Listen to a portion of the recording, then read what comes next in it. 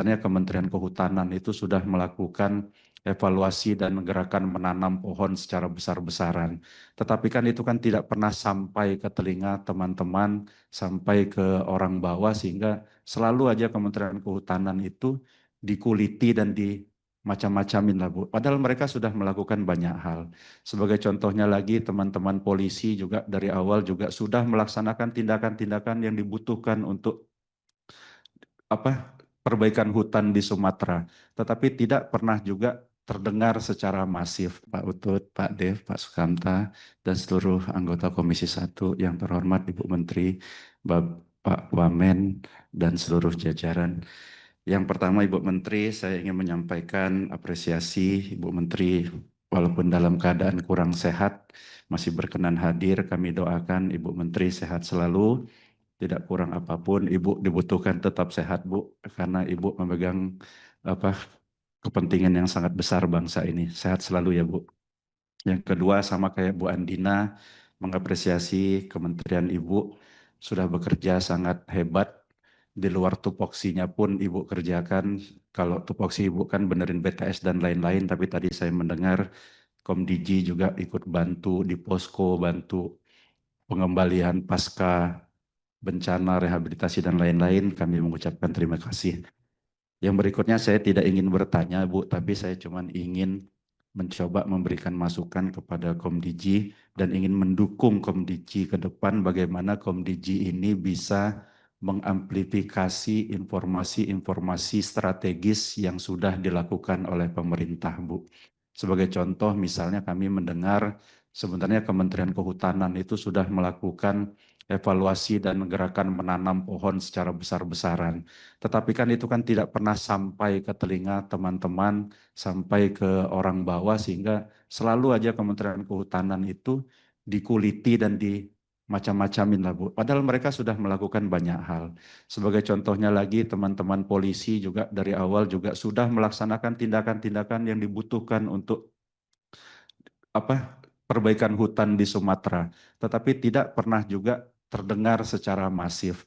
Jadi kami mohon Ibu fokus nanti ke depan Kementerian Komdiji ini mengerti dan tahu persis isu sensitif nasional dan membantu pemerintah memberitahukan dan mengamplifikasi informasi-informasi itu sehingga nggak kalah viral dibandingkan dengan teman-teman yang sekarang ini sok paling-paling di Aceh, di Sumatera, dan lain-lain itu, Bu. Ada orang yang cuma datang sekali seolah-olah paling bekerja di Aceh. Padahal negara udah hadir dari awal. Ada orang baru datang, baru bikin satu posko, ngomong pemerintah enggak ada. Padahal pemerintah udah bikin ratusan posko di sana. Jadi yang kira-kira yang seperti itu, Bu, mohon jadi atensi dan dikembangkan sama Komdiji untuk menjadi informasi publik yang sehingga publik itu tahu kinerja pemerintah itu sudah ada dan memang sudah hebat. Orang per orang cuma nyumbang 10 miliar, negara udah triliun-triliunan ke Aceh itu, Bu. Jadi yang kayak gitu mohon dijadikan perhatian sehingga ke depan tidak ada lagi informasi yang seolah-olah negara tidak hadir di mana-mana. Padahal negara sudah hadir sejak awal di dalam penanggulangan bencana. Kami tahu persis kok Komisi 1 mendorong Angkatan Udara hari pertama langsung ada 4 sampai 5 pesawat datang ke sana.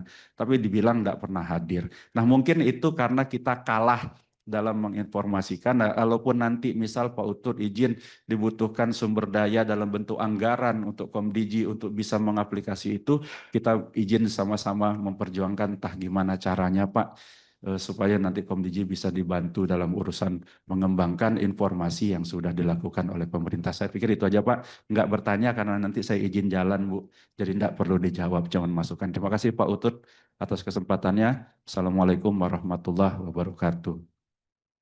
Di setiap peristiwa selalu ada the one who stole the show.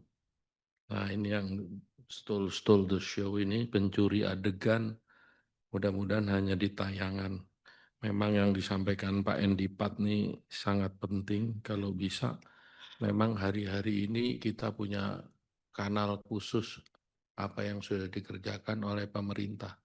Karena yang ditayang tuh yang banjir, yang terus setiap hari membuat aura kepala kita juga jadi negatif ya. Saya persilakan Pak Abraham Srijaya siap-siap para Putri Nahlia. Terima kasih pimpinan, terima kasih Bu Menteri. Mungkin saya hanya ingin menyampaikan aspirasi. Kemarin kami habis dari Bali, habis kunjungan kerja ke Bali. Kami bertemu dengan pemerintah setempat. Memang di sana ada kekhawatiran terkait dengan platform digital namanya Airbnb. Nah, pertanyaan saya, apakah Airbnb ini sudah terdaftar di Indonesia? Dan apabila sudah terdaftar, ternyata pemasukan terkait dengan villa-villa yang dimiliki oleh warga negara asing di Bali itu sangat mendominasi dan besar.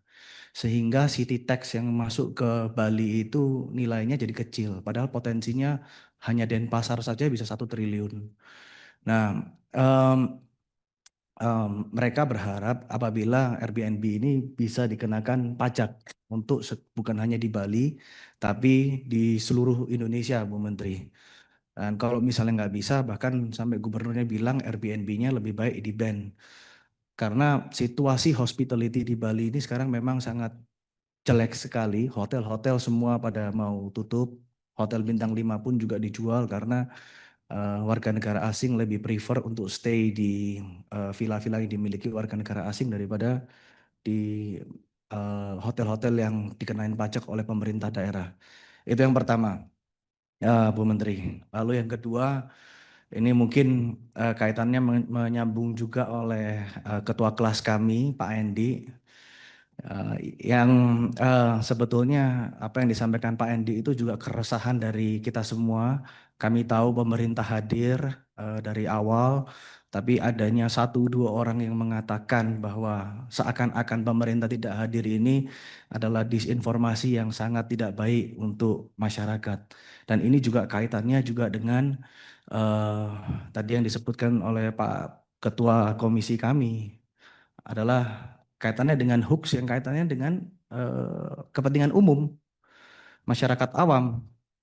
Karena kita mungkin tidak memiliki fact checker atau kita tidak memiliki eh, badan untuk mencari fakta atau apakah perlu dibuat dirgakum sendiri di Komdigi saya nggak tahu. Tapi saya rasa Pak Dirjen, Pak Alex, perlu kita untuk tanggap agar ke depan tidak terjadi hal yang serupa. Artinya sejak kejadian Agustus ini saya lihat Pak Dirjen lebih aktif dan lebih kencang. Saya mendukung Pak ChatGPT. Saya ini pengguna user ChatGPT yang paling mahal, Pak. Tapi kalau misalnya dia nggak daftar di sini, saya juga nggak setuju. Karena kita Indonesia ini adalah feeder data terbesar di Southeast Asia yang pengguna ChatGPT. Jadi saya rasa pendaftaran itu semua harus ada, semua harus tunduk, dan kalau misalnya tidak ada satu PSE yang tidak tunduk pada kita harus berani untuk memblokir.